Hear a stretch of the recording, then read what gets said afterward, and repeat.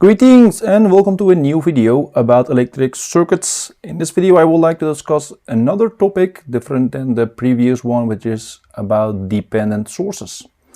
We have so far actually only talked about independent sources, independent voltage source, independent current source, but the dependent sources like these actually are used in the modeling of circuits like amplifiers or other elements.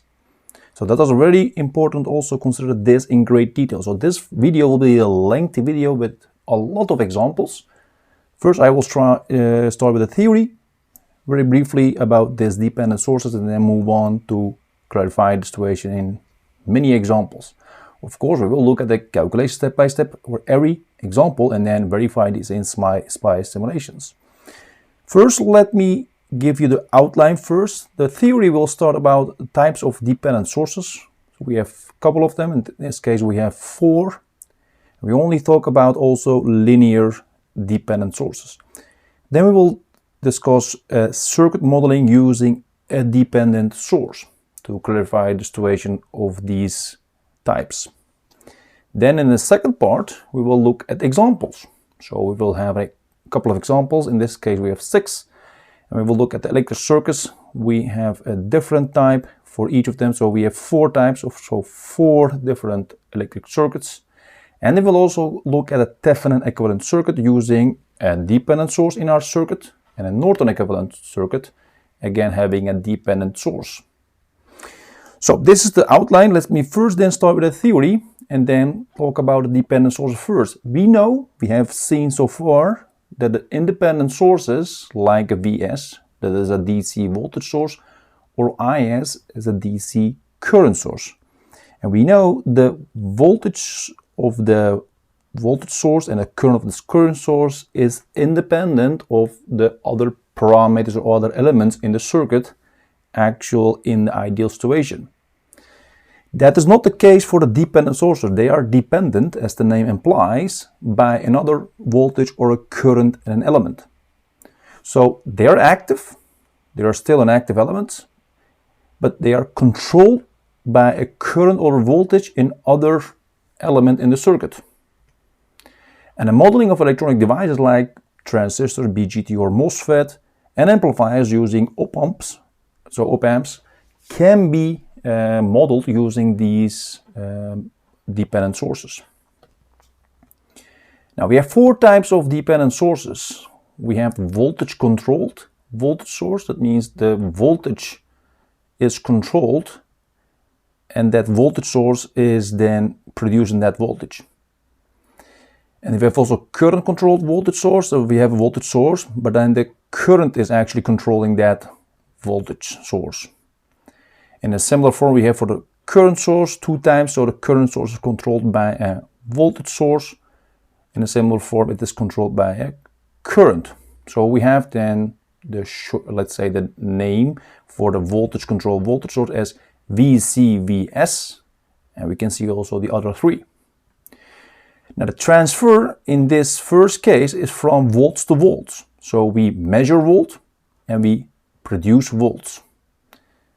And in the second case we actually measure current, or control is the current, our input, and then produce a volt. In this case we get the volts, the controlling element, input, and the output will be a current I. Now we will control with the input here with the current for the 4th case, and we will get also a current out of it. The units for the first case is actually volts over volt, so it is actually unitless. But in this case we have volts over amperes, because we get in amps, but out we get volts, that it has a unit volt, so it is output divided by the input. So you need to actually see it in this form. This is that transfer actually. So you have the volts over the amperes. This is also of course ohms, so this is sort of the Ohm's law. We have the reverse also, because we have the input volts and then we have the output current, that is amps.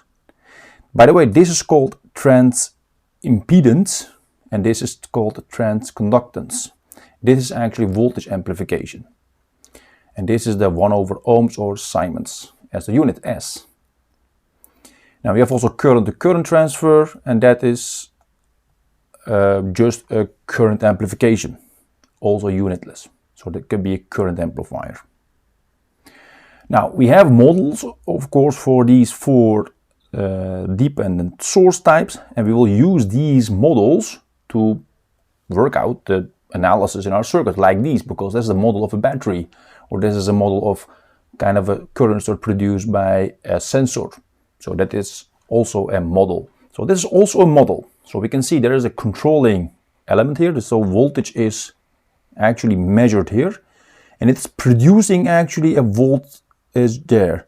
And you can see here this shape, diamond shape, is used to clarify that this is a dependent source. So this is voltage controlled voltage source.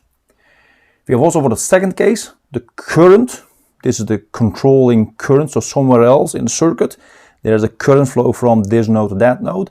That will produce some type B times that current will produce a voltage. And this is the second case actually, from going from current to voltage. And that is now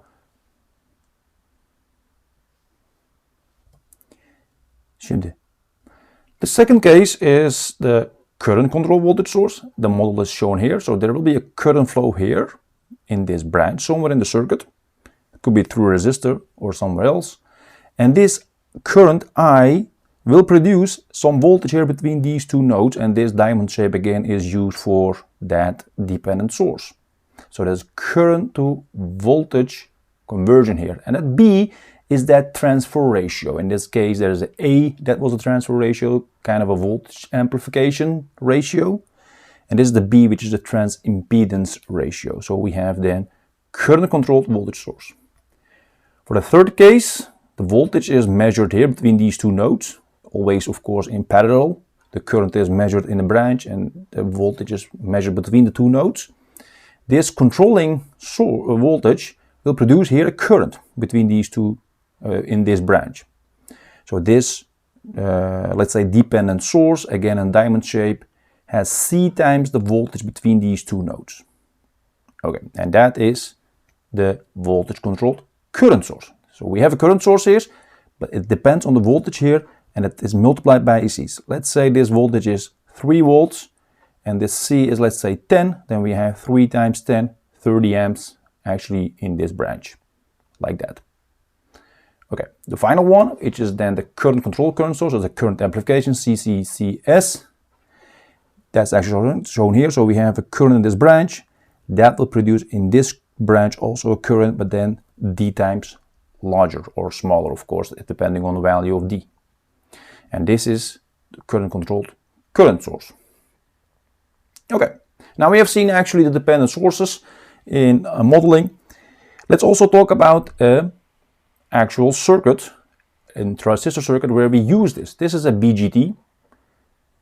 Just a component on itself, so nothing actually connected to it. So this is the base, it's called the base. This is the emitter, it's the collector. I won't go through details about the transistor, just show you what we can do with the dependent sources. This element, component, can be modeled as shown here. This is just a modeling. Again, there is a nice saying, all models are wrong, but some are useful. So we can make a useful model that can help us in, let's say, estimation or prediction of our results. Now, between the base and emitter, there is some resistance here. In this case, it's called a small signal analysis. That's why we have small letters here. So that is not really the issue here, but the issue is actually, this is a model and where you see actually a dependent source. So this voltage between the base and the emitter, whatever it is multiplied by some constant GM, and then produces times this voltage, produces a current here. So it's actually going from voltage to current. That's actually a transconductance. And this current IC, which is actually here the collector current, has this value. Now we can of course place this in an actual circuit. So this is voltage controlled current source, and the VB is controlling the voltage. So this is the controlling voltage, and IC is actually controlled current. And GM is here called a transfer. That's the number, just a unit. It has a number and also a unit. because we go from volts to current. That means it has a unit of Siemens. But we can also place this transistor in a circuit like here. So we have an input voltage connecting through a resistor to that base node. And we have some resistor here between the collector and the emitter, and we measure the, let's say, the output voltage across this RC. Now we have exact same transistor, but there's just two resistors and a voltage. What we do is we just use this model and also the RB and RC and also V in, and we calculate our V out or any other element in the circuit. So again, modeling, and you get the complete picture like this. So we can use this circuit more easily to calculate what we want in the circuit instead of this circuit. Of course, if you have a lot of experience, you can also do directly the analysis in this circuit, but this is more traceable and also helpful for the discussion. That's why we want to model any other element in the elements we can work out mathematically what the current and the voltage is. Okay, that's the general discussion about the modeling and also about the dependent source types. Now let's also work out the examples. This is our second part. So we will now move on to the examples. First example, here we have an electric circuit given. We have 9 volts for the VS and R1 and R2 also given, 100 and 200. And now we have this dependent source here. This is a voltage controlled current source, because there is a voltage here, V1, across the R1, and that voltage, V1, will control the current here between this node and that node, so the branch here. And there's of course a current flow in the R1 also, and there's also current flow and also the voltage across this R2.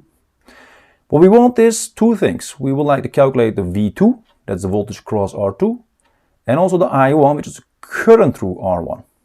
And we have 0.02 times V1 here in this branch. So how do we do this? Actually, we can use the methods we have learned, discussed in the MASH, the nodal current analysis, nodal voltage analysis in the previous video. So we can also use that. It doesn't matter which method you use, whatever you prefer, you can use actually in these examples. I prefer actually in most cases to use node voltage analysis because that is much faster. So I also will do that. So I will determine the nodes. First, I have actually 3 nodes here. Again, I said this node is not really interesting because I already know the voltage there. And this node is just ground because this dependent source is parallel to R2 effectively. And this node is actually only node I don't know the voltage. So I will just call that let's say X. Now that's step 1. Step 2 is right now the Kirchhoff current law. That is basically node voltage analysis for each node. Now we have only one node, so we have only X. That means Kirchhoff current law at node X. That's actually the following. Now we just name this IX, so we can also keep it as 0.02 times V1, but let me just call this a current IX. Now we can say I1 will produce IX and I2. That's actually shown here. So we always start with a very basic expression. And then we will move on and use Ohm's law to express everything in here using voltages and resistors, because we know the resistors. And we also know something about the voltages. So that's that's closer to actually the actual answer. So I1 is V1 over R1. IX is IX. I will keep it as it is because we know the expression for that. And we have also V2 over R2, that is I2. Now, if I now substitute the given values, R1, R2, etc., what do you have? Now you have this. V1 over 100, 0.02 times V1 plus V2 over 200. Still two unknowns, V1 and V2. What we wanted, of course, was V2 and I1. That is really important. So we need to also see if this expression helps us. Now, if I move on, I can say, let me then work out the fractions because it is always annoying. Let's say then multiply the left and right hand side by 200. Then this will be 2 times V1. This will be 4 times V1. And this is just V2. Then I have this expression. Now I can then say, let me bring this in this format. And this will be then V2 is equal to minus V1. So I will just subtract from left and right hand side. For V1 I will get this expression. Okay, let me call this equation number 1. I will use it later because the V2 is already expressed in a V1. So V2 is minus 2 times V1. Now let's now use Kirchhoff voltage law. That is actually mesh current analysis. Now I can do that in the left loop here. I can say Vs, this voltage source, is equal to that voltage plus this voltage. Or this voltage, that depends on what you prefer. So V1 plus V2, so that's actually also what I have chosen. So V1 plus V2 is equal to Vs. What is Vs? We know this is 9. And this is now equation number 2. So we can now say, let's then substitute this V2 expression in here. What you get is the following. V1, we know. In this expression we don't know, but we can use. And V2 is minus 2 times V1. So this is effectively, 9 is equal to minus V1, because that's just minus V1. So V1 is equal to minus 9 volts. Now that is already known when we can use that, because now we can say, hey, I know V1, let me calculate now V2. Then we get volts across R2 is minus 2 times minus 9 is plus 18. So we have now V2. I know now V2. Now, can I also calculate I1? Yes, because I have this voltage already given, and I have also this voltage, V2, which is also Vx. So I can say current through R1 is I1 is equal to V1 over R1, and that is minus 9, it's already here. So over 100, that will be minus 90 milliamps. Okay, now that is now for this calculation for V2 and I1.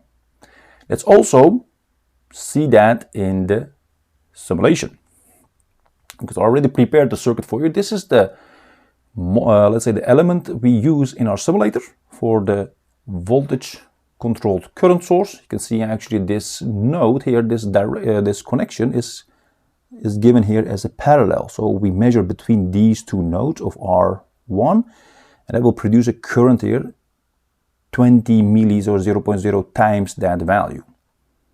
And we have the R1 and R2 also here, and this is the 9 volts. So if you do that and you simulate this, you generate a table. I will show you also that shortly in the actual SPICE simulator. You can see the following.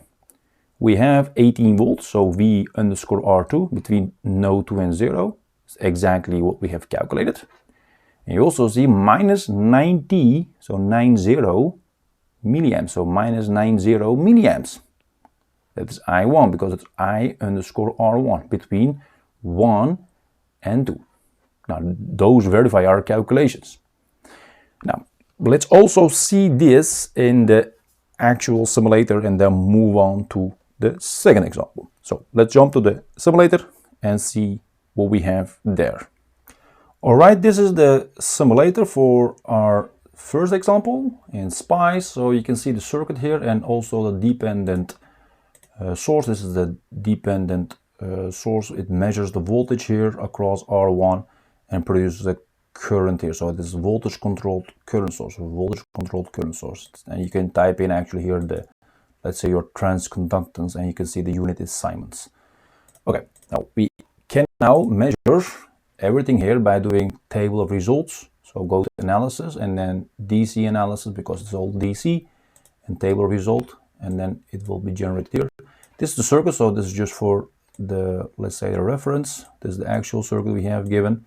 Now you can see here, if I now click on this, for example, you can see it is minus 90 milliamps. That was also the one of the questions. So the current through here, and also the voltage across R2 was asked. It is actually here highlighted as 18 volts. So if I click on a component, it will highlight its current and also its voltage. So that is actually for this simulator. Now let's now jump to example number 2 and work out the calculations there, and then move on to the SPICE simulator for simulations for that example. Now let's continue with the second example. This is another circuit with a Vs, R1, R2, and R3. The values are shown here for each resistor, and also Vs is 6 volts. In this case, we have a voltage controlled voltage source. So there's a Vx here. Let me first give you the polarities. There's a Vx here, and that will be multiplied by 4, and it will produce a voltage here between this node and ground. Now what we want is calculation of a V2, that is the voltage across R2, and also the current I3, which is the current through R3. So let's look at the solutions. Now, in this case, step 1, I will most of the time use node analysis, but it's already determined, so node X is given. This node is known, so that's not new information, and this node is actually also referred to that node, so that's also sort of the same unknown. So I can say this is the only node I need. Now, let's move on and then write down the Kirchhoff current law for this node. At node X, I can say the current I1 is entering and produces I2 and I3, so this is the general expression. If I now use Ohm's law to express the current equations in terms of voltages and resistors. Why? Because we know the resistors and also the voltage value here for the source is given. So we actually are more closer to our answer using that. So we can say I1 is equal to V1 over R1, I2 is V2 over R2, and I3 is V3 over R3. That is just Ohm's law in a general form, V over R. Now we can say, let's then determine the voltage drop of each resistor using only one unknown, which is Vx. Now for that we can say V1 is Vs minus Vx, because that is this voltage drop, this is difference. That is again actually using Kirchhoff voltage law. V2 is effectively Vx, and V3 is this voltage drop is Vx minus the voltage here, what we have. So you need to subtract this voltage from Vx, you only get this. So this node, between that node, is our V3, that is Vx minus the 4 times Vx. That's as shown here. So we have only one unknown here. Why? Because the R1, R2, and R3 is known, and also Vs, so we can calculate Vx. Now if I move on to the step 4, then we can substitute the values, and we have this. So this will be minus 3 times Vx, and this is of course 6, and this is 100, 200, 300 for the resistors. Now we can now multiply the left and right hand side with a convenient number. In this case I choose 300, and I will get 3 times the numerator here, and then 1.5 times this, and also just minus 3 times Vx. If I also work out the parentheses further, you will get 18 minus 3 times Vx is equal to minus 1.5 Vx. Why? Because this is effectively the right hand side now, minus 1.5 Vx. Now placing this minus 3 times Vx to the right hand side, that means plus 3 times Vx, will give me 18 is equal to 1.5 Vx. So Vx is then equal to 18 over 1.5 will be 12 volts. So we know this voltage at this node. Then we also know the voltage actually here in this dependent source. Now going on to step 5 is actually right now the Kirchhoff voltage law for the right loop. Why do I want that? Because I want to go towards the I3, because I already know actually V2. V2 is just Vx, so the answer for that first part of this example is given just 12 volts. But I don't know the I3 yet. If I know V3, I can calculate I3 using Ohm's law. So first develop the voltage loop there. Vx is equal to this voltage is equal to that voltage plus that. That's shown here. Vx is of course some number, so we can say 12 is equal to V3 plus 4 times 12 will be 48. And if I now work out, it will be then V3 will be then minus 36 volts. Now we can say use Ohm's law and then calculate I3. Now before we do that, let's again work out the V2. V2 is Vx is equal to just what we have determined, 12 volts. Current through R3 is I3, V3 over R3. That is minus 36 over 300. That will give me minus 120 milliamps. So we have now the necessary values for this example. Okay, this is the calculation. Let's now also look at the results in the simulation. Simulation results. This is the circuit already prepared for you. Of course, I will also show you this in the simulator. You can see the R1 here, R2, and also the R3, so the values, and also the 6 volts for the Vs. You can see here the voltage controlled, so voltage controlled voltage source, and it has a multiplication factor of 4, so the gain of this one is 4. It measures you can see that it measures the voltage across the R2, so between this node and that node. That's actually this element. So this X here is the element that measures the specific, let's say the current or the voltage, in this case the voltage. So we need to measure the voltage. That means we need to measure or place our meter here in parallel. For current we need to place it in series. And that will now produce some voltage here and also the voltage at node X. Now let me now just simulate this. I already did that and produce actually this table. What you see is the following. We have of course worked out V2 and I3. Let's check this. It's actually shown here. So V underscore R2, it is 12 volts, exactly what we have determined. We also see I underscore R3, which is minus 120 milliamps. And that is also what we have determined. So everything is actually correct. Now let's also verify these in the actual simulator. So let's now jump to the actual SPICE simulator and also generate this table there and show you more about the circuit. So let's now jump to that simulator. Now we are now in the simulation of second example. You can see the circuit here drawing and also the actual circuit given here. We have the values and also the voltage sources given, and this is now the voltage controlled voltage source. So there's the 4 here, and that's actually shown here. So this is voltage amplification. So this voltage controlled voltage source, it is a model for dependent sources where you have voltage amplification. Now, when you also again do the analysis here and DC analysis, and let's see, do the table and bring it here. This is the complete table.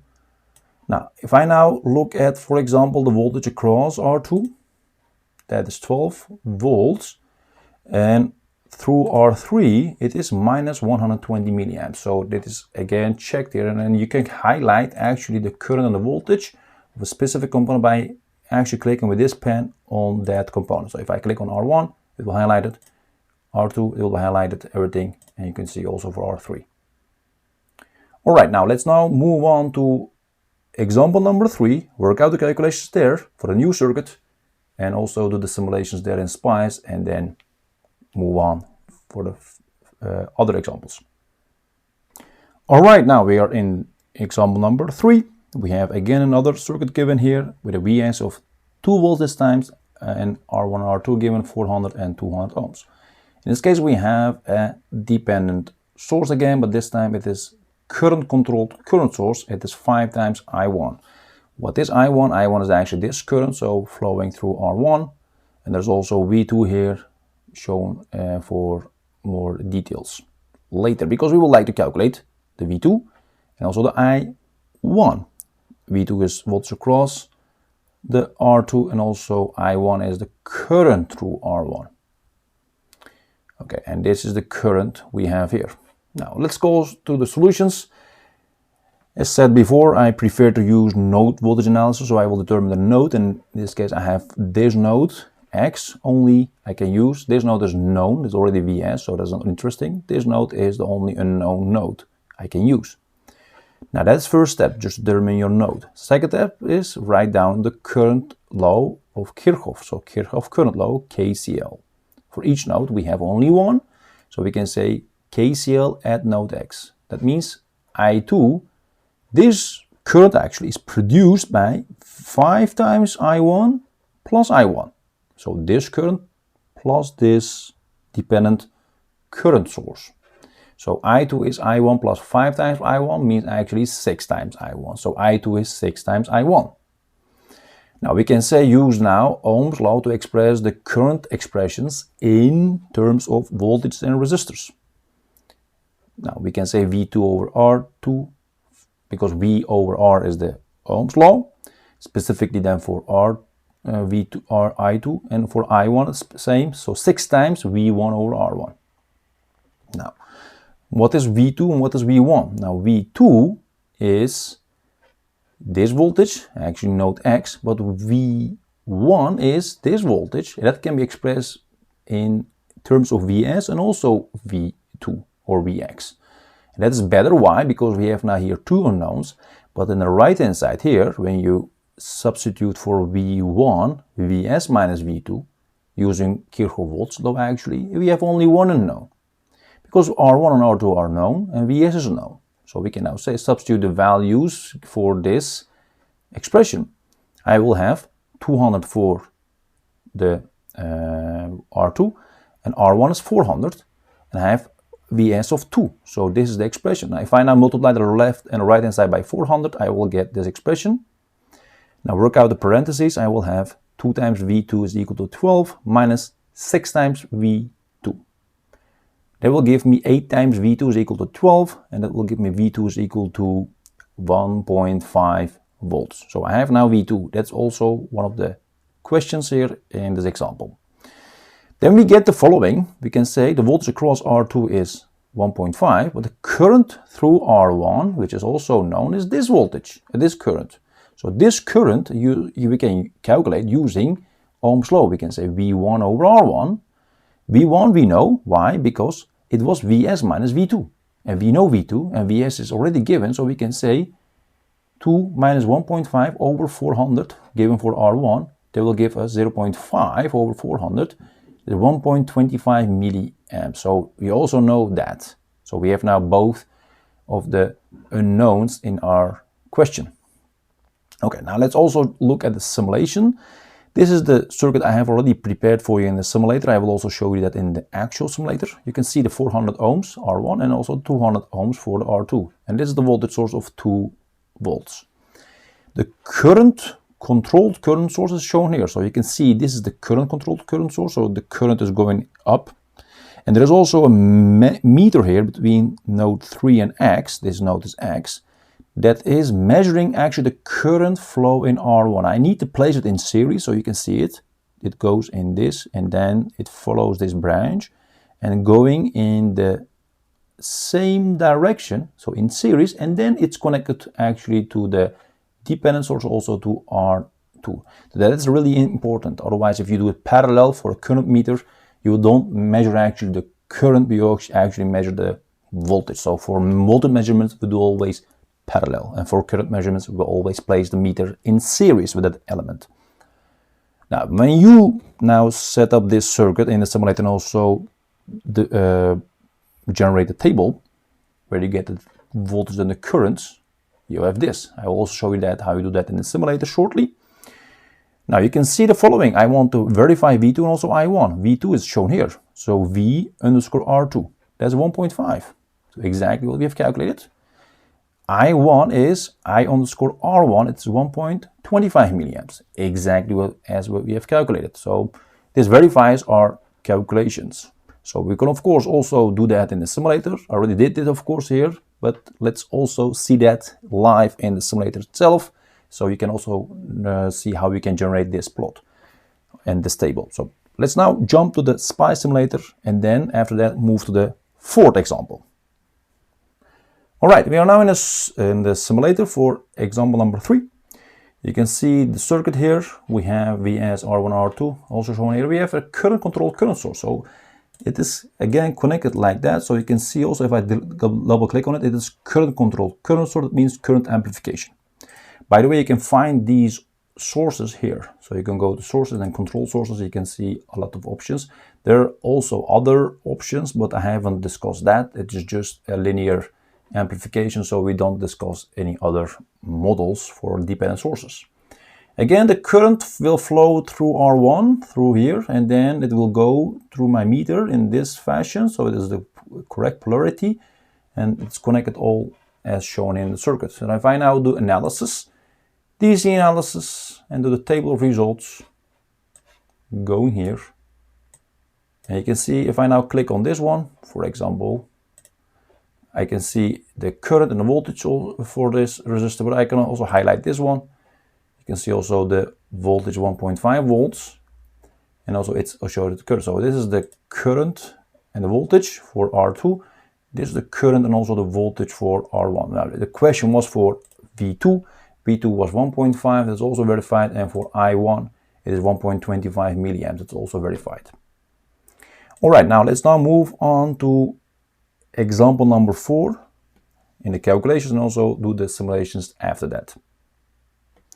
Alright, let's now continue with the example number 4. This is a little bit challenging example compared to the other 3 examples we have discussed so far. In this case we have again a voltage source, but now we have 4 resistors in this configuration, and in between here, between node X and Y, we have a current controlled voltage source given in this diamond symbol. So R1, R2, R3 and R4 are given, so we know the values: 20 ohms, 40, 60 and 10.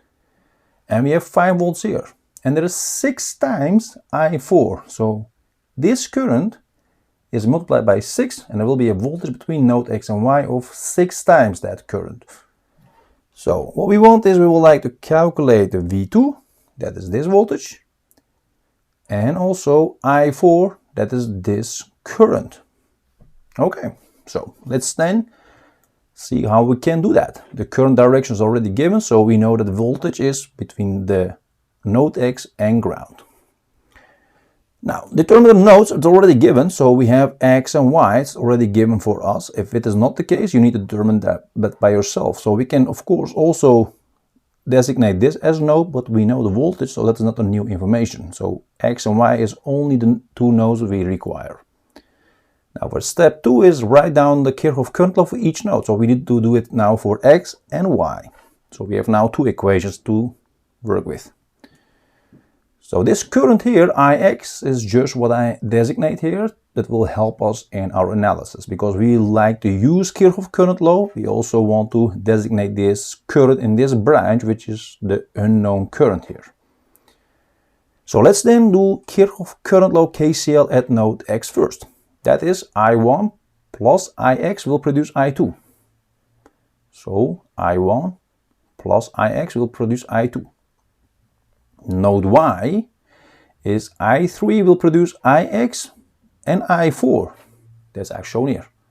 I3 is Ix plus I4. So you see actually in each equation you have Ix. So maybe we can do a little bit more about these. So we can say, okay, let me then say, because since Ix is here and there, I can also say I1, I2 and I4 going in this here together will go through the source and then produce I1 and I2. So I can say I2 plus I4 is equal to I1 plus I3. That's actually shown here. So I have now actually no unknown as an Ix. That's of course helpful. So we have now, instead of 5 unknowns, just 4. Okay. Now I will use this expression and then use Ohm's law to express the current equations in terms of voltages and the resistors. So V over R, that means V1 over R1, V3 over R3, and similar form V2 over R2, V4 over R4. Now, I will also want to express the V1, V3, V2 and V4 in terms of the node X and Y and also the Vs. Now V1 is Vs minus Vx. That's how I've shown here. That's the voltage drop across the R1. V3, that's this voltage, is again Vs, because this node is exactly the same as that node, minus Vy is this voltage. That's shown here. And Vx is just V2 and Vy is just V4. So we have actually now the expression here. What you see is we have 2 unknowns, Vx and Vy. The rest is actually known because the resistors are given and the Vs is known. So we can say, let's now substitute in this expression the values. You have actually this. 5 minus Vx is over 20, so because R1 was 20. 5 minus Vy over 60 is equal to Vx over 40 plus Vy over 10. Now we can, of course, work out this in more detail and also get rid of fractions by multiplying the left and right hand side by a nice number. In this case, I have chosen for 60 because I can then get rid of the 60 here, get 3 times the numerator here, 1.5 the numerator here, and also 6 times there. So the result is shown here. Of course, I need to be careful. I will need to take this in parentheses. So this is the result. If I now work out the parentheses here, so it will be 15 minus 3 times Vx and then 5 minus Vy is equal to that. The right hand side, you will have this. Now let's collect now all the Vx's and Vy's and also the number, which is then 15 plus 5 is 20, and keep it here, and the rest just at the right hand side. You have then 20 is equal to 4.5 Vx plus 7 Vy. Now let's call this number 1, the equation number 1. We will use it. Of course, this is just the first equation. With only first equation, I cannot move on because I have two unknowns. I need another equation where I see also Vx and Vy. So we can say, let's then also develop the Kirchhoff current law in this loop, which is actually between node X and Y. That is in fact also mesh current analysis. Now Vx minus Vy is this voltage, because the voltage here is 6 times I4. That's shown here. So Vx minus Vy is 6 times I4. What is I4? I4 is Vy over R4. That's nice, because now we have an expression with only Vx and Vy's. So we have actually a second expression, another expression, unique expression, different than the first one, with only Vy and Vx. So we can say, let's now substitute the values. Only R4 is known, so we can now say that's just 10. And also this is 6 over 10 is 0.6. So, and then we place this minus Vy to the right hand side, will be then 1.6 together. And Vx is then 1.6 Vy. Now let's call this number 2, equation number 2. If I now move on and substitute equation number 2 in 1, then we'll get here 4.5 times 1.6 times Vy. I have this actually. So it's shown here. So 20 is equal to 4.5 times this, because this here was Vx, and then plus V 7 times Vy. So I have everything actually in Vy here. So 4.5 times 1.6 is 7.2 plus 7, and that will give me 14.2. Vy is 20. So that is now really easy. Vy is then 20 over 14 over 2 will give me an exact for 100 over 71, and it's then approximately 1.408 volts. Now we have now Vy. And we can also now calculate Vx, because Vx is then 1.6 times this. So moving on, and also calculate the next one, which is then the current through R4. Because that is I4 is V4 over R4, and V4 was Vy. We already discussed that. And Vy we know, so it is 1.408. And R4 we know that is 10, so we can just use the exact value, 100 over 71.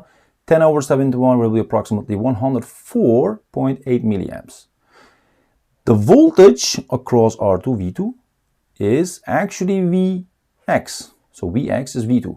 But Vx is 1.6 times Vy according to equation number 2. That means actually in exact form, 1.6 times 100 over 71, and that will be very close to 2.254 volts. That's actually what you see here. So we have calculated everything. We have the I4 and also our V2. Now let's then also see the results in the simulator, because we would like to know what the results are there. So simulation results, I have already prepared the circuit for you. You can see the R1, R2, R3 and R4, their values, and also the Vs, 5 volts. This is the current controlled voltage source. So current controlled voltage source. The voltage source here is controlled by a current. And I need to place this in series, because then I have the current. You can see that it goes here. So the current flows here and then moves here. First in node 3 and then out of node 0 going to ground. There is no connection here. So it is just, let's say, a continuous line and going here to ground. This is indeed in the correct form drawn here. And if I now produce the table for this circuit using the simulator, I will get this. We want I4 and V2. I4 is, and V2 is actually the following. V2 is V underscore R2, that's 2.254 volts, exactly as we have calculated. And I underscore R4 is 140.8 4 or 5 milliamps more accurate actually what we have, but very close to what we have. This is just due to rounding off error, so we can say that it's perfectly fine. So we have actually also verified that the current and also the voltage, what we have calculated, is correct in the simulator also. Let's now move on to the simulator itself and also show you the circuit there. So let's now jump to the SPICE simulator. Now we are in the fourth example simulations in SPICE. You can see the circuit here. This circuit rather complicated compared to the other three examples. We have the VS, the 4 resistors, and also this current control voltage source. So this current here, I4, was multiplied by 6, and there was a voltage produced between node X and Y. You can see the current flow here. So let me zoom in and show you this actually in more detail. So this current is actually going here from point Y to in the down direction, and it goes like that, and then moving in this fashion to ground. That's the exact same direction of I4. So it is really mandatory that you choose the same direction, otherwise you get minus sign problems. And this also polarity minus and a plus, plus and a minus, exact same here. So if I now produce the table here, going to analysis and DC analysis and a table of results, I can now show you the value. So this is then the table. If I now click on specific component, I, for example, want R2, you can see it is 2.254 volts. Or if I want to, for example, want the current here, was also one of the questions, 140.845 milliamps. So, and also the associated voltage. So if I click on just the component, you get the current and also the voltage. You can also do it here or there. You can also click on that. That's the Vx. You can also see direct the Vx and also the Vy. Let's now move on to example number 5. In the calculation, also do that. After that, the simulation also. So let's now jump to example number 5. Alright, moving to the 5th example. In this case, we will use Thévenin's theorem for this rather complicated circuit. We would like to, using the Thévenin's theorem, the current and the voltage in the load resistor RL. We have a current-controlled current source in this case, this diamond-shaped symbol, and we have a VS, we have RS, which is sort of the output resistance of this source, which is 10 ohms, and we have 15 ohms for R1, R2 is 20, R3 is 40, and we have a load of 60 ohms. We would like to calculate the current and also the voltage, so this is given as shown here for the load, using Thévenin's theorem.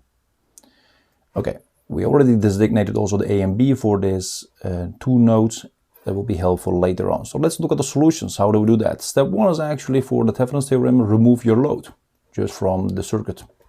That means you have this circuit, so remove it and have an open circuit between node A and B. Then you need to calculate the Thévenin voltage here between the node A and B. So we designate, before we move on, this node X here and also this node Y. That's helpful because we don't know this voltage and also we don't know this voltage. So for using node voltage analysis, it will be helpful. And also I will designate the polarities for the resistors. So this is just my choice. And a plus and minus sign here and a plus and minus sign for the R1 and R2 and there's also for R3 here. So that's also shown. So this is just a choice from the beginning and I keep it as shown here for my analysis later. Now let's then develop the Kirchhoff current law at node X. That is again using node voltage analysis. We can say IS will produce I1 and I2. That's shown here. And at node Y I can say I2 will produce 40 times IS and I3. That's actually shown here. Remember that I3 is actually 0 because there is no current flow through R3. So because the load was removed. So we can get rid of this I3 in the equation for the I2. Now if I now combine this, because I2 is given as 40 times IS, I can say IS is equal to I1 plus 40 times IS. Now I have a very nice expression which is much easier than these 2 equations alone. That will be then I1 is equal to, just subtract the 40 times IS from the left and right hand side, will be minus 39 times IS. Then we get the following. I can say, let me then write down the I1 using Ohm's law, V1 over R1, and also for IS, that is just the VRS over RS. What is I1 and what is VRS? Because R1 and RS we know. Now V1 is actually here Vx. That's just the node voltage we have as designated.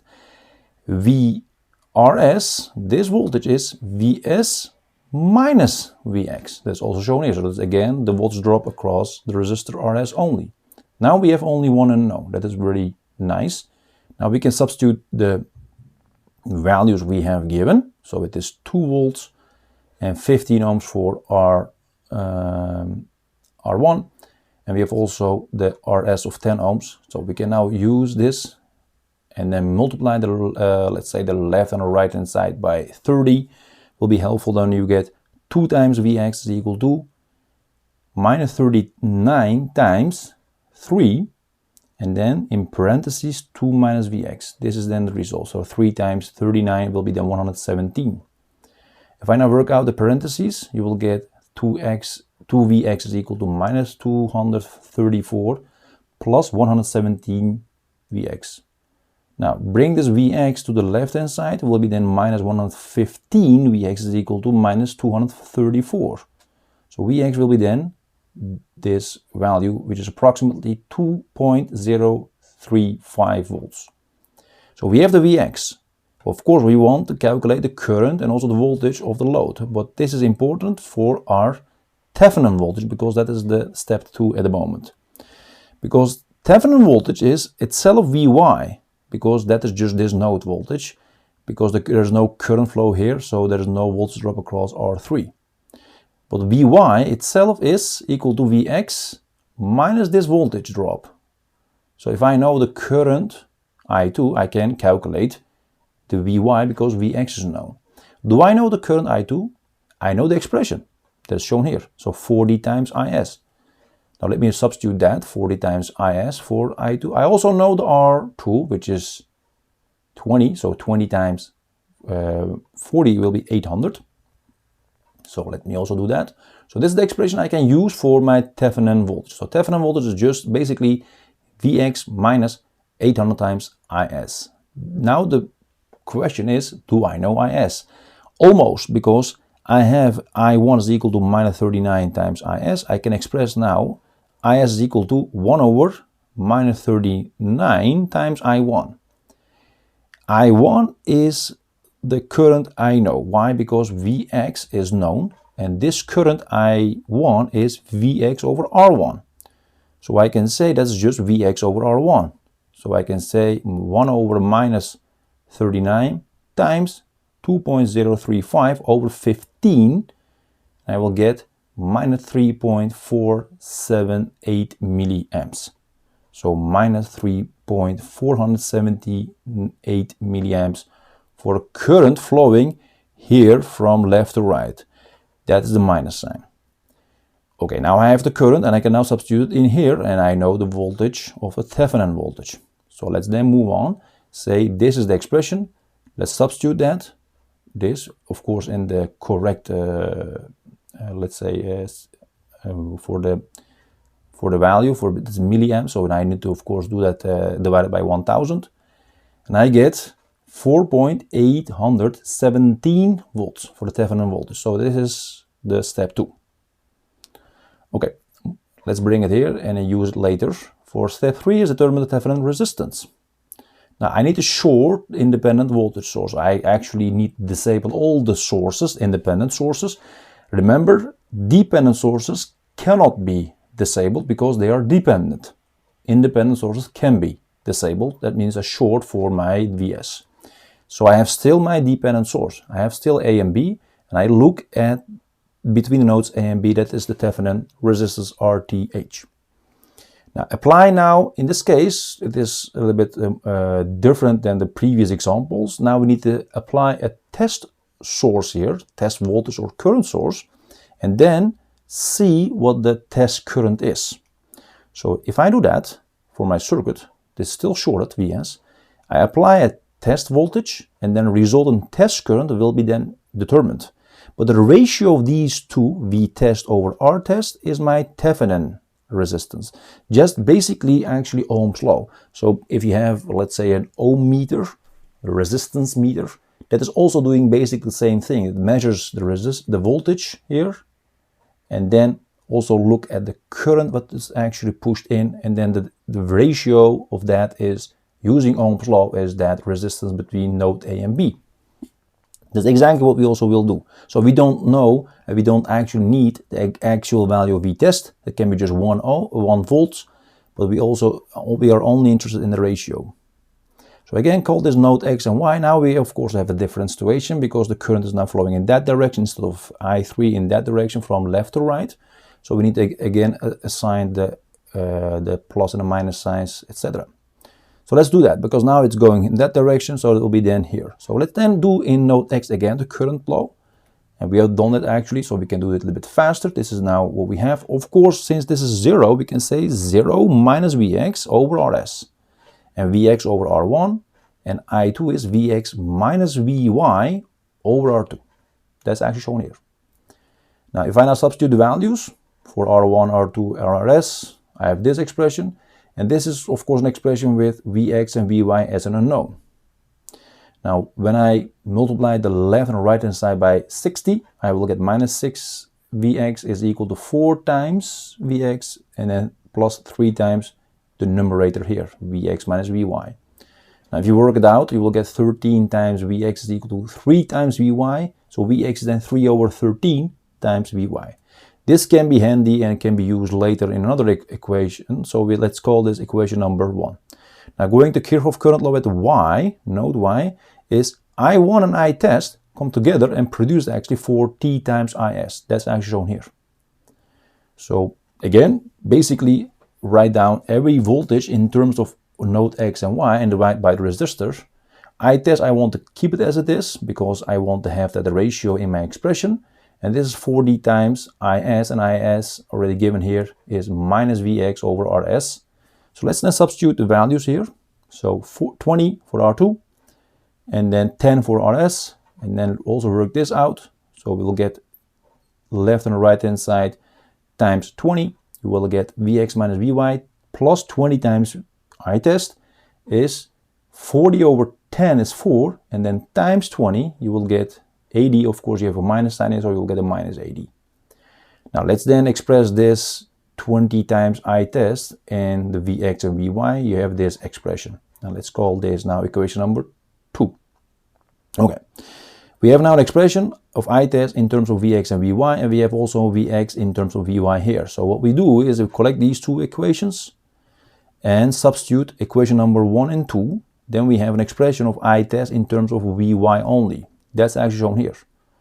This is of course the exact expression. If I now work it out completely, you get 20 times I test is equal to minus 230 over 13.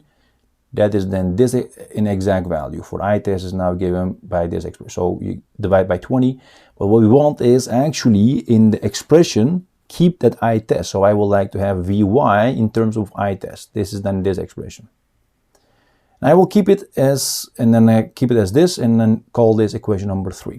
Now, using Kirchhoff current law, we can write the following. Here actually, V test is equal to this voltage plus the voltage at node Y.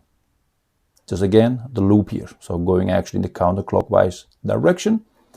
Do I know Vy? Yes, I know that in terms of I test. I also know this in terms of I test. That's exactly what I wanted. So let me then call this equation number 4 and then substitute equation number 3 and equation number 4. Then we get the following. So we get 40 because R3 was 40 minus, because plus Vy is this, minus 26 over 23, I test this.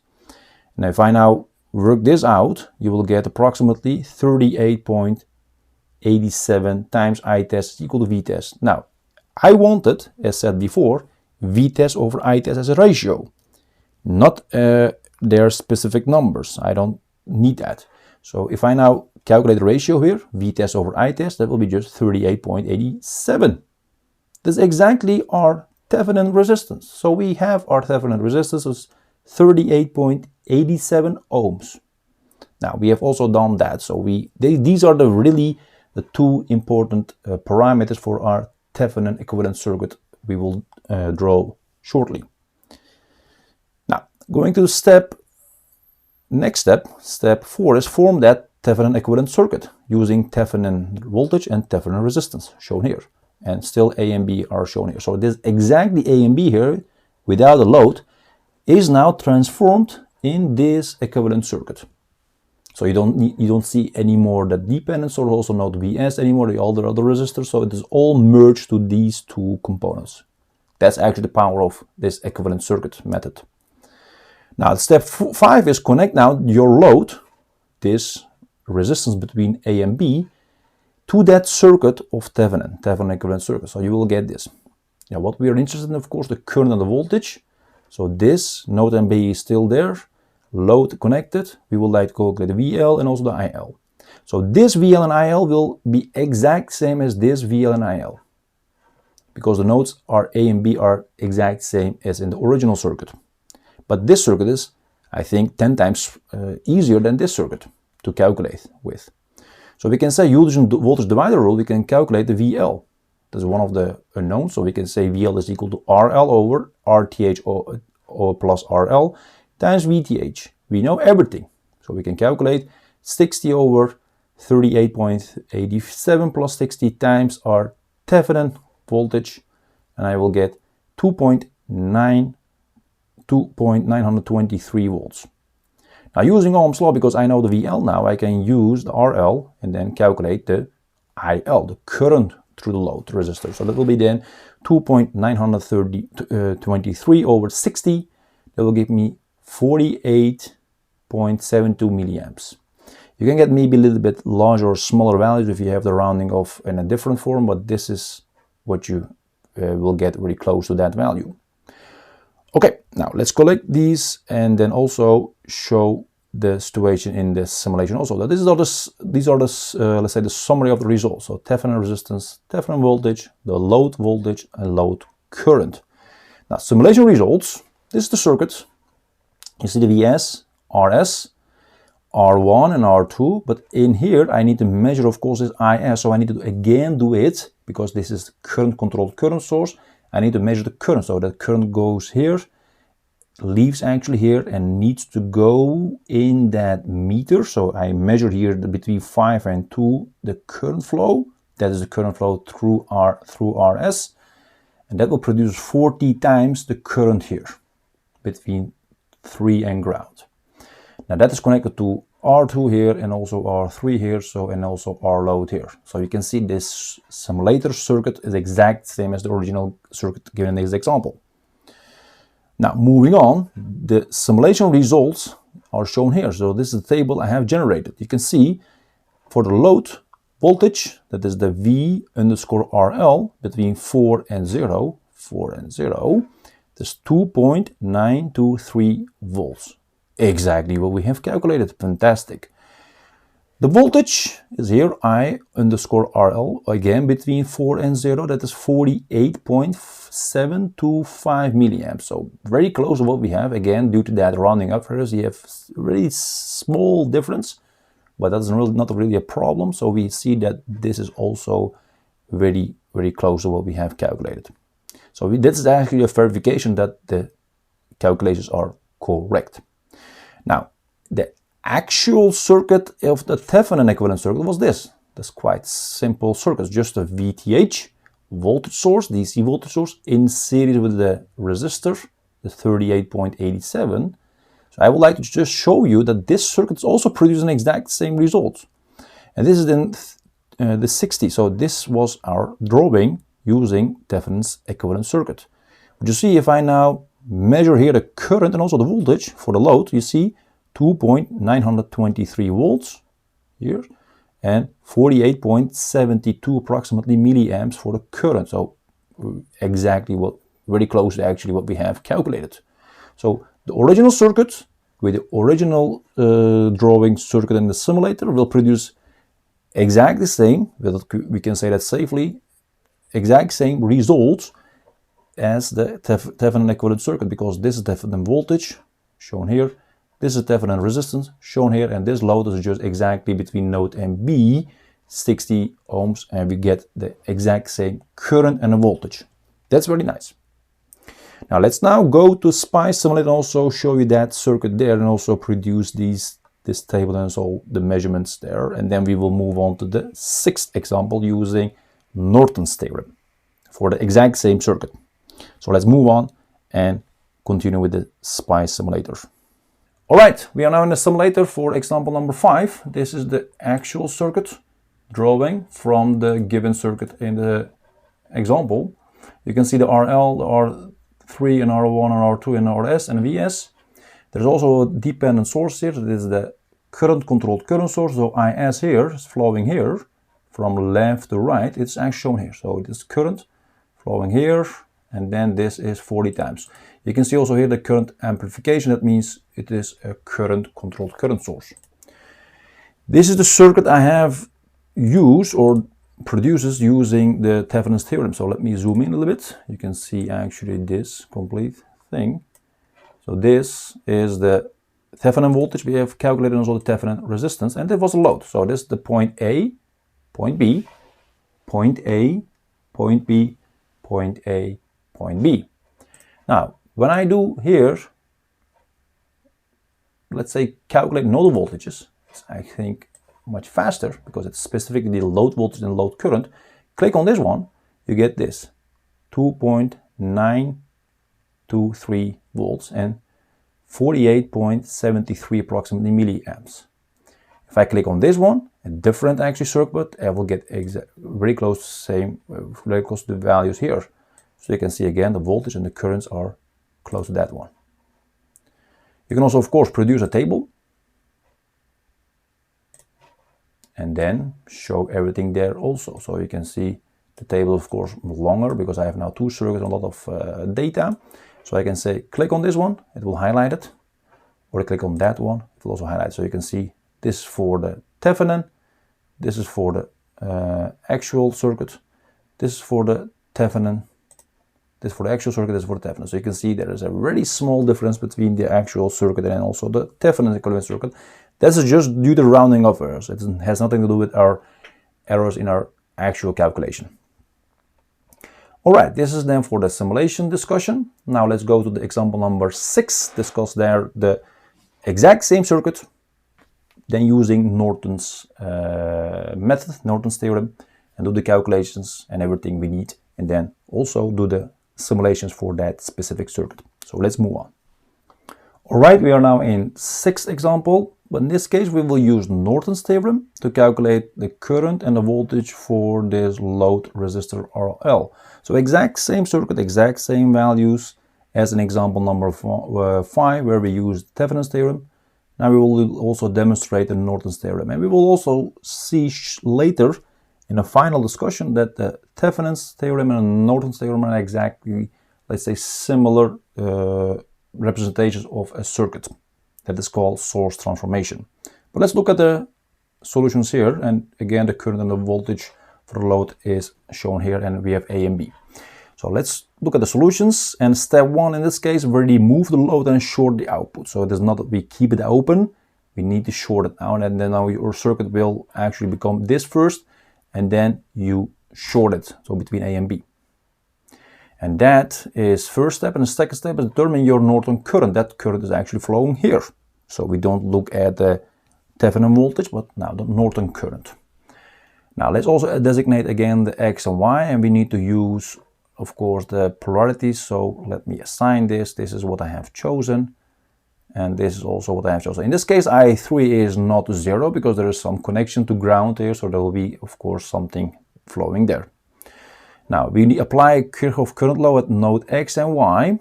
That means at node X, I can say IS is equal to I1 plus I2, and that is then given here, so we can then work it out in terms of voltages and the resistors, where the dit is, and we can now say substitute the values given here in the exercise. So we have 2 minus Vx over 10 because Rs was 10, and everything is shown here as given here in the example.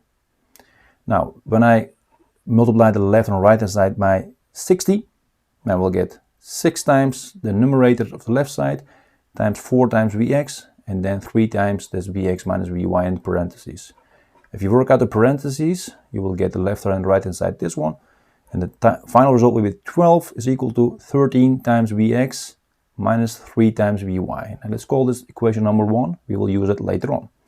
Now again, do the Kirchhoff current law, but then in this node, I2 is now 40 times Is plus I3. That's shown here. Okay, I know I2, that is Vx minus Vy over R2. Is is Vs minus Vx over Rs, and I3 is Vy over R3. That's as shown here. So this is an equation, equation number 1, of course. We have here two unknowns, Vx and Vy. We also have here two unknowns, because if I substitute the values given here for 2 volts, 10 for Rs, 40 for R3, and R2 is 20, I have this. I can now move on again, multiply left and right hand side by 40. I will get 40 over 10 times 40 will be 160.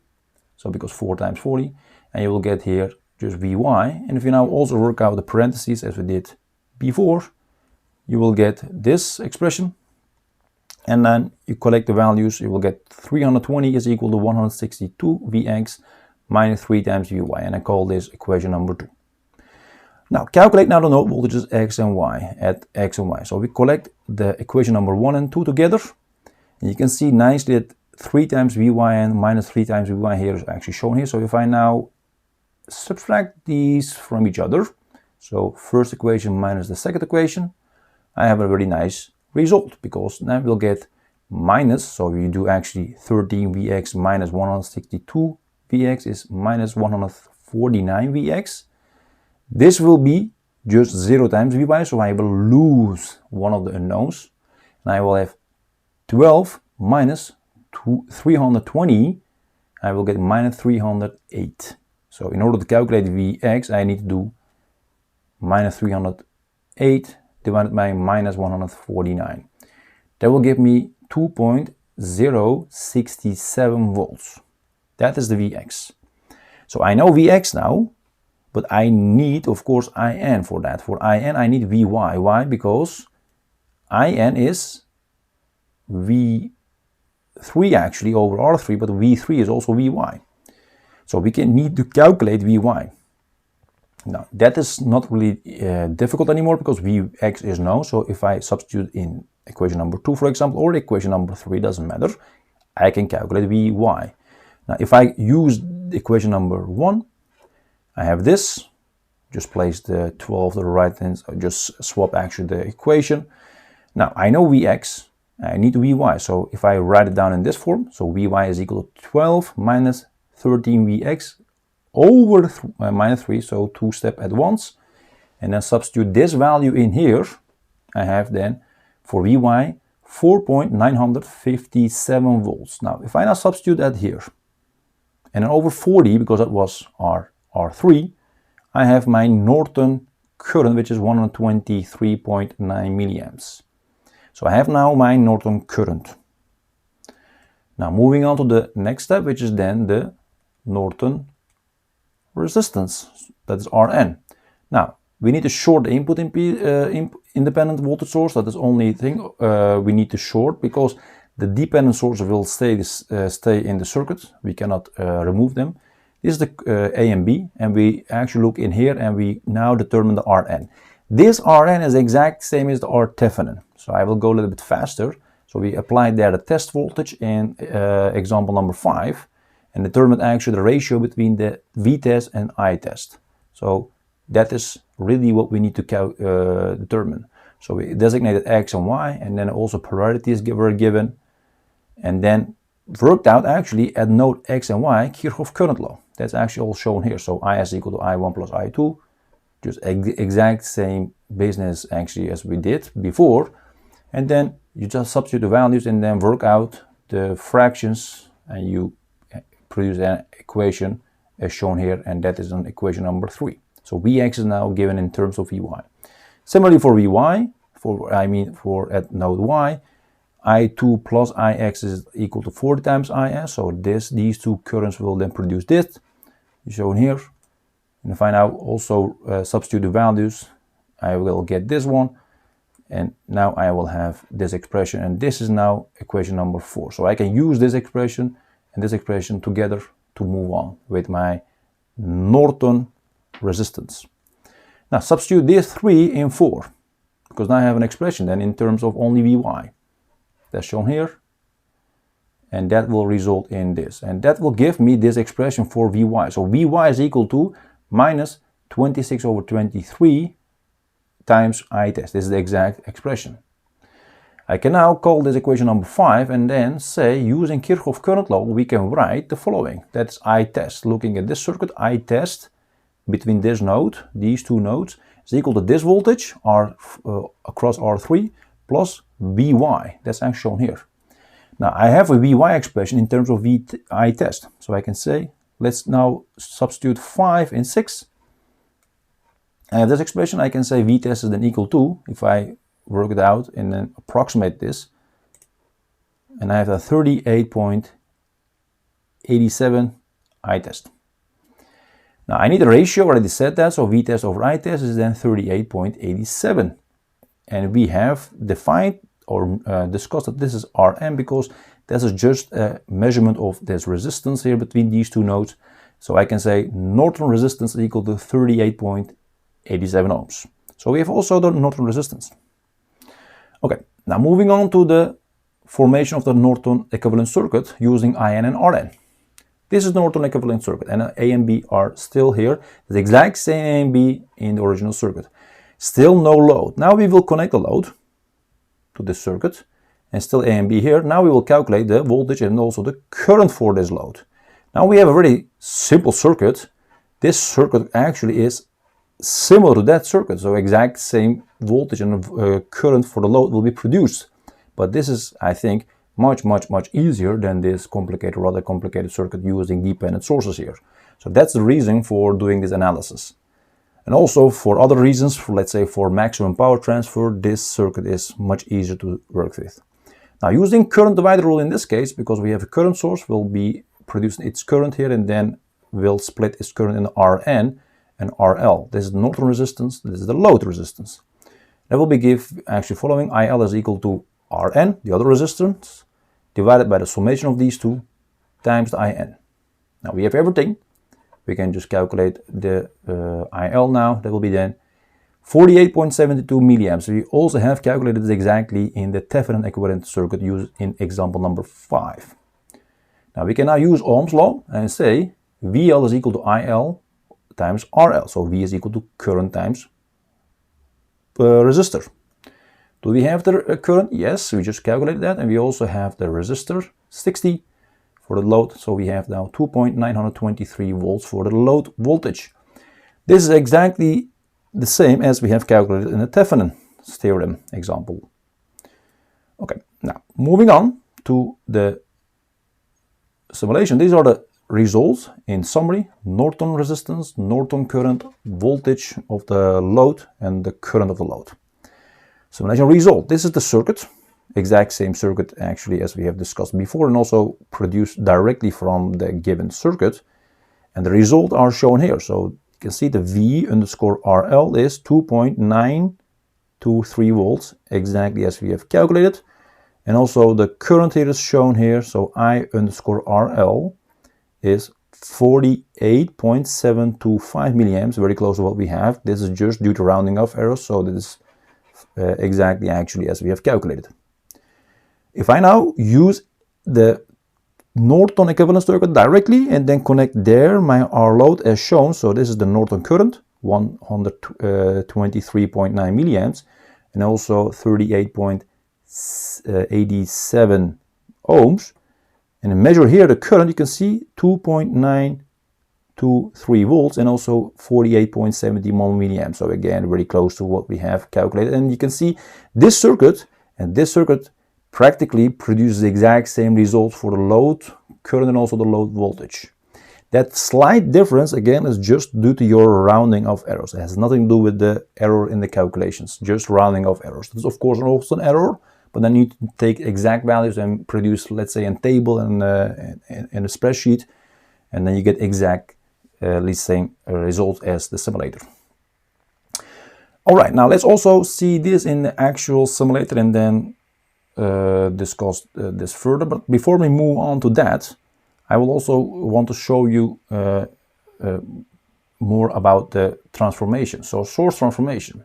Because we have seen now the electric circuit for this situation, and then we have produced, actually using source transformation, a very simple circuit using Thévenin's theorem. We have this equivalent circuit, and also Norton's theorem, we have produced this circuit. And we said these are similar, so we can go actually from left to right or from right to left. It doesn't matter. That is really helpful actually for specific circuits. So question 5, the example 5 and 6 are really the same circuit, but in different format worked out.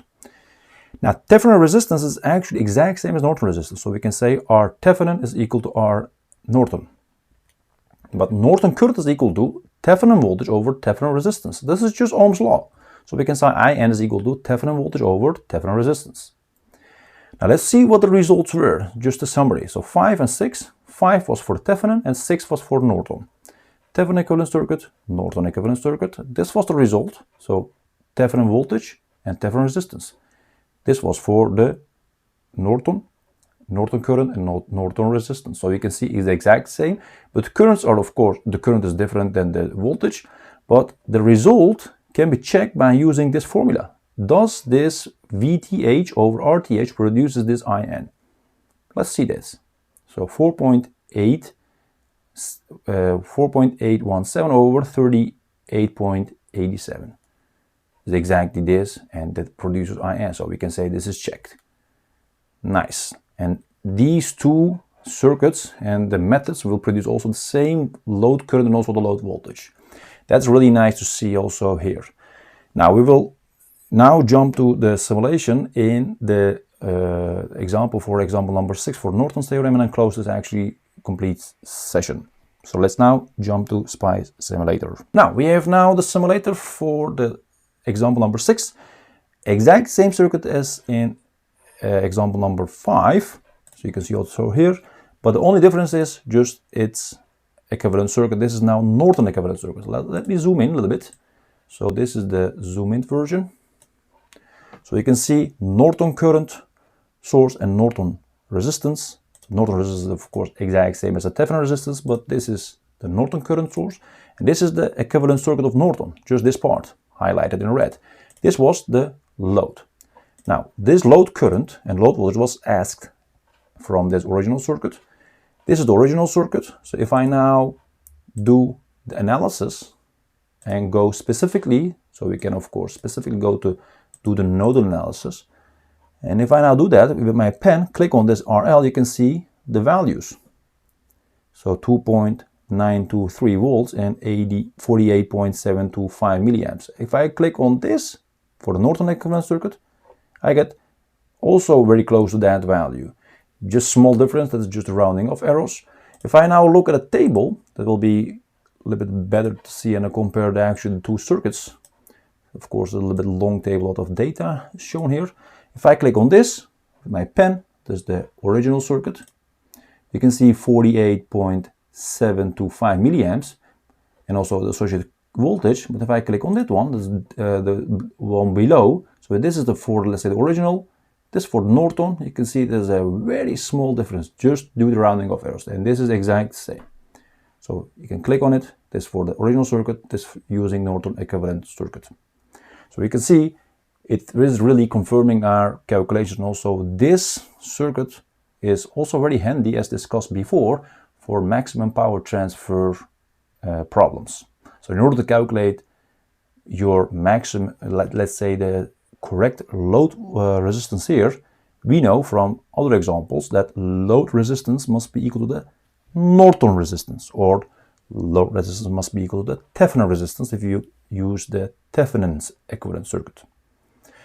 Alright guys, this is the complete set about a discussion of dependent sources, about a theory and where we can apply that in a circuit, in a component like a transistor or an amplifier or like an op-amp.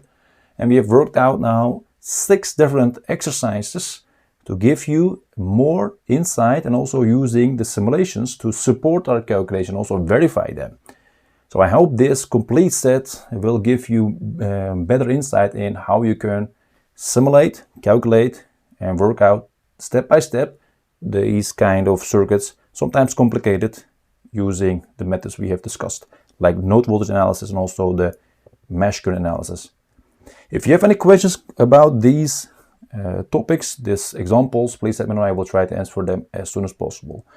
Don't forget to like and share these videos so that we can reach more people for these interesting topics. Thanks for your support and see you next time in another video. Take care.